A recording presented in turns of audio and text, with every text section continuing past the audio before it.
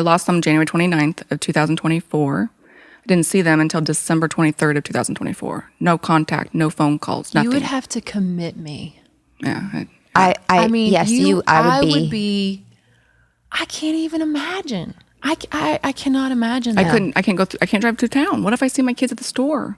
I couldn't imagine seeing my child at the store and them not, because they were told if they said hi to me, if they ever saw me, that I'll go to jail. And the manipulation of children's brains. Mm-hmm. Yes, that's and I've huge. seen that firsthand as well, where kids are highly, highly, highly impressionable, and alienation happens when children believe that, okay, I have one parent over here, you, that I know will always love me unconditionally. If mom finds out that I lie, she's still going to love me. I don't have to earn her love. But this parent over here, their love has to be earned. And I have to perform to get love from that parent. So I have to be compliant and I have to tell these lies, or my safe connection with this parent is going to be in jeopardy. Right. And that's exactly what happened in your case. Exactly. It's exactly what happened to so many people I know. So I will stay a week before they were taken. I forgot this. My kids come home from school and they're like, Mom, this lady came and interviewed us, DCF or CPS, whatever we call it. Yeah. They're not going to tell our therapist what we said, are they? And the twins were crying. They're 10.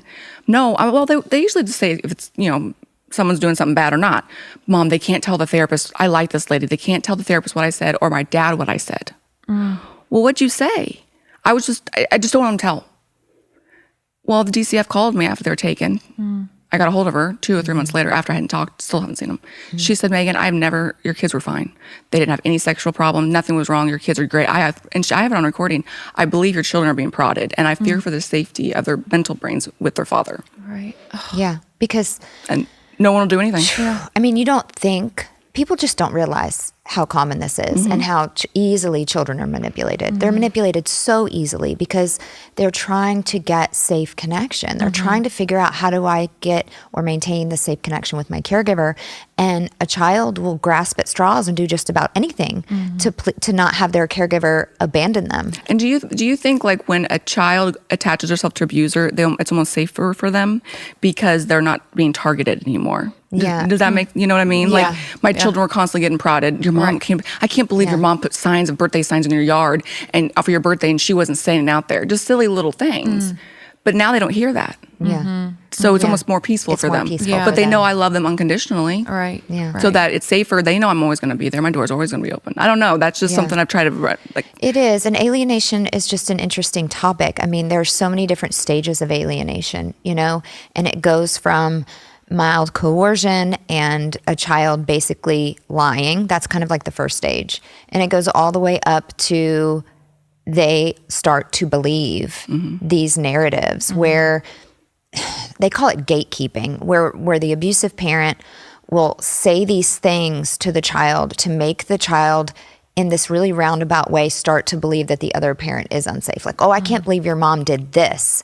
And I can't believe your mom, let you wear shorts to school when it was only 70 degrees. That's too cold. And I can't believe she put you in that situation. She's, and just these little ways in which they insert the idea that the other parent is bad and that the other parent doesn't have their best interest in mind. I can't believe they let you eat that right at that time of night. Yes, that's called gatekeeping. And that's sort of like this intermediate alienation phase.